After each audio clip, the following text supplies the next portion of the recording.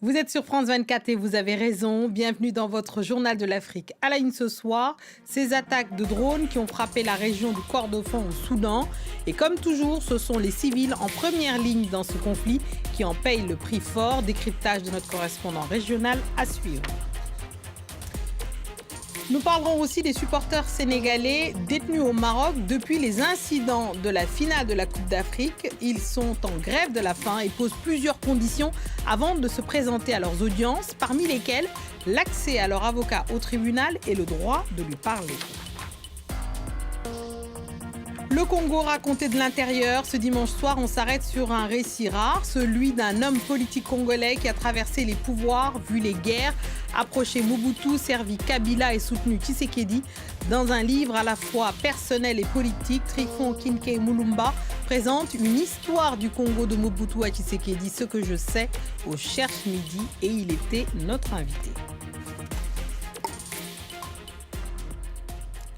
On ouvre ce journal par la situation sécuritaire au Soudan où des attaques de drones aux conséquences particulièrement graves ont frappé la région du Kordofan et comme souvent dans ce conflit qui a déjà fait plus de 150 000 morts selon l'ONU, ce sont les civils qui sont les premiers touchés. Les précisions de notre correspondant régional, Bastien Renouille. Jeudi, les forces de soutien rapide ont frappé un hôpital du sud Kordofan, faisant 22 morts. Un petit peu plus tard dans la journée, ce sont les forces armées soudanaises qui ont frappé un marché de la même région, faisant 12 morts chez les civils, selon un syndicat de médecins soudanais. Le lendemain, vendredi, les forces de soutien rapide ont frappé un convoi humanitaire du Programme alimentaire mondial avec leurs drones. Une personne a été tuée, d'autres ont été blessés, 3 camions ont été détruits et la totalité de l'aide humanitaire qui était destinée à des civils vivant à proximité d'El Obeid, la capitale du Nord Kordofan. Et ensuite, ce samedi, les forces de soutien rapide ont de nouveau frappé un convoi avec leurs drones. Cette fois-ci, c'était un convoi de civils qui fuyait les combats du Nord Kordofan. 22 morts sont à déplorer chez ces civils. Alors, ces frappes de drones, elles montrent une nouvelle fois que d'un côté comme de l'autre, côté forces de soutien rapide et côté de l'armée soudanaise, on ne cherche pas à protéger les population civile malgré tous les discours qui sont effectués par les leaders des deux camps pour assurer que les civils sont au cœur de leurs préoccupations. Ces frappes, elles montrent également qu'une nouvelle fois, les forces de soutien rapide visent l'aide humanitaire, s'en prennent aux humanitaires et ce afin d'affaiblir la population pour qu'elle ne puisse pas résister. Cela avait déjà été la stratégie des forces de soutien rapide au nord Darfour. Lorsqu'ils assiégeaient la ville d'El Fasher, la capitale du nord Darfour, les forces de soutien rapide ont affamé la population. La famine a été déclarée sur place. La population a énormément souffert en attendant que les forces de soutien rapide finissent par capturer la ville avant de commettre un massacre. Il semble qu'une nouvelle fois, elles essaient d'utiliser la même stratégie sur la ville d'El Obeid, la capitale du Nord Kordofan. Il n'y a plus qu'une seule route qui relie cette ville détenue par les forces armées soudanaises avec le reste du pays. Et c'est cette route que les forces de soutien rapide prennent pour cible régulièrement. On passe aux suites des incidents de la finale de la Coupe d'Afrique des Nations. Depuis, des supporters sénégalais sont détenus au Maroc, en grève de la faim depuis quelques jours. Ils ont décidé de ne plus se présenter à leurs audiences, car ils posent plusieurs conditions, parmi lesquelles la notification des infractions qui leur sont reprochées, l'accès de leurs avocats au tribunal et le droit de lui parler. Les détails dans cette correspondance à Dakar d'Elimandao. Maître Patrick Kabou, l'avocat de ces supporters, estime que c'est une situation ici manifeste de non-garantie d'un procès équitable devant une situation également manifeste de non-respect du principe des droits de la défense. Il faudrait dire que le procureur du roi qui défend les intérêts du royaume du Maroc dans cette affaire avait refuté les accusations selon lesquelles les supporters sénégalais avaient entamé une grève de la faim, mais aussi avait informé qu'un interprète leur avait été attribué pour pouvoir faciliter la communication entre les différentes parties, des informations refutées par l'avocat des supporters sénégalais qui persiste et signe que les supporters sénégalais sont toujours en grève de la faim. Cette situation perdure depuis maintenant 3 semaines et les Sénégalais estiment que la diplomatie sénégalaise devrait s'activer pour libérer ses supporters. Il y a un peu plus d'une semaine, la ministre sénégalaise des Sports avait affirmé devant la presse que le Sénégal suit avec attention cette situation des supporters sénégalais détenus au Maroc, mais que le gouvernement sénégalais ne pouvait tordre le bras à la justice de notre pays. En Guinée, le président Mamadi Doumbouya propose son gouvernement au compte-gouttes. Une nomination retient néanmoins l'attention, celle d'Ibrahima Sori de Tunkara à la justice. Magistrat respecté, il s'est illustré notamment pour avoir dirigé le procès historique du massacre du 28 septembre 2009. Il promet une justice indépendante dans un climat politique marqué par la répression. Des explications de notre correspondant Malik Diakité. Selon les ONG, les chiffres et les témoignages révèlent une réalité préoccupante. Agressions sexuelles, violences conjugales et féminicides continuent d'affecter des milliers de femmes et de jeunes filles à travers le pays.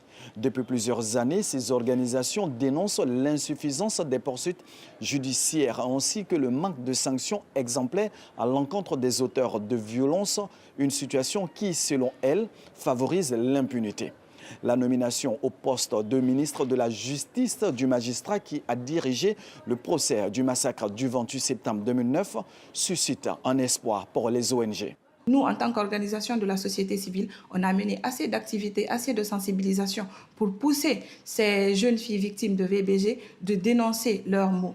On les a longtemps parlé pour qu'elles puissent dénoncer. Et aujourd'hui, le fait de dénoncer et de ne pas avoir de justice, c'est vraiment très blessant. On souhaite franchement qu'il y aura une collaboration assez étroite afin de pouvoir rendre justice à toutes ces jeunes filles et à toutes ces femmes qui pleurent, qui n'ont pas une voix pour exprimer leur souffrance. Pour ces ONG, la lutte contre les violences faites aux femmes en Guinée doit être érigée en priorité nationale afin de restaurer la confiance des victimes dans la justice.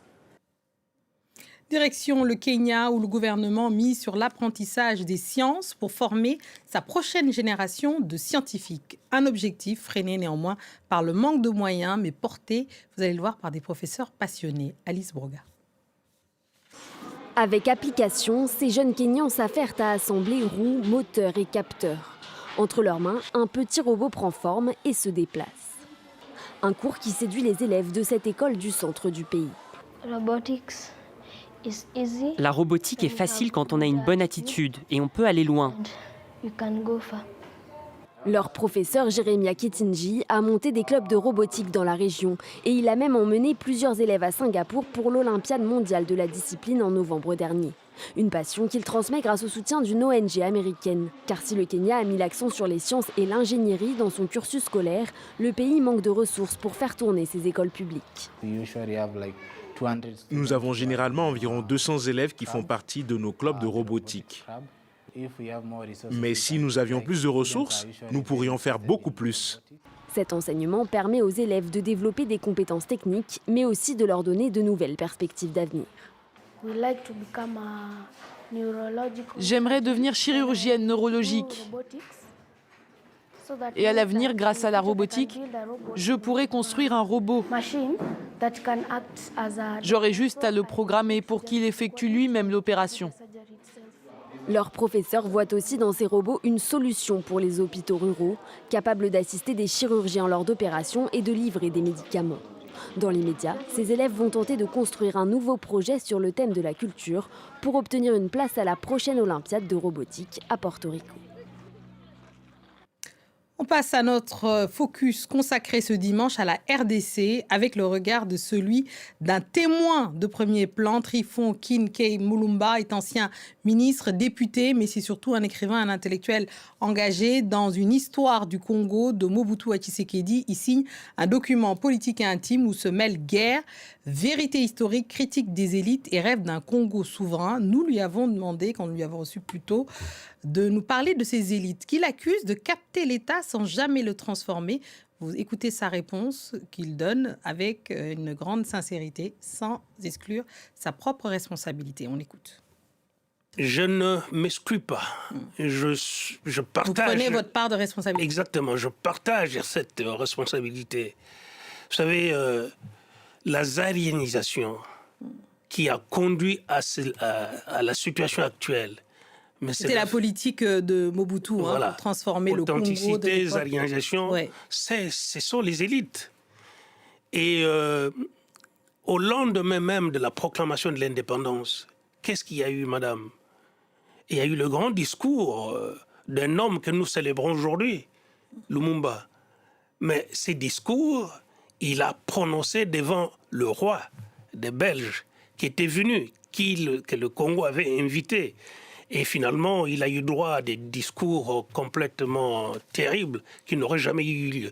Et le lendemain, les Belges et les Européens sont partis. Voilà d'où est partie la situation que nous connaissons aujourd'hui. Et retrouvez l'intégralité de notre entretien sur notre site internet, sur notre chaîne WhatsApp également.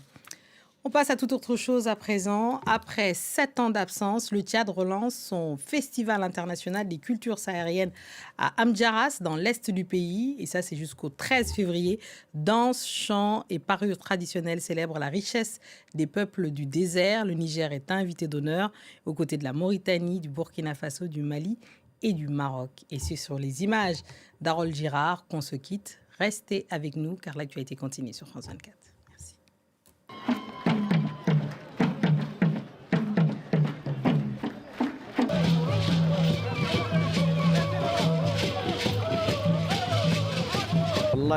Le festival est vraiment bien. Ce sont nos traditions qui sont exposées. Il y a des choses que nous n'avons jamais vues. C'est bien, c'est vraiment très bien. Quelqu'un qui ne connaît pas les différentes cultures du Sahara peut les voir ici.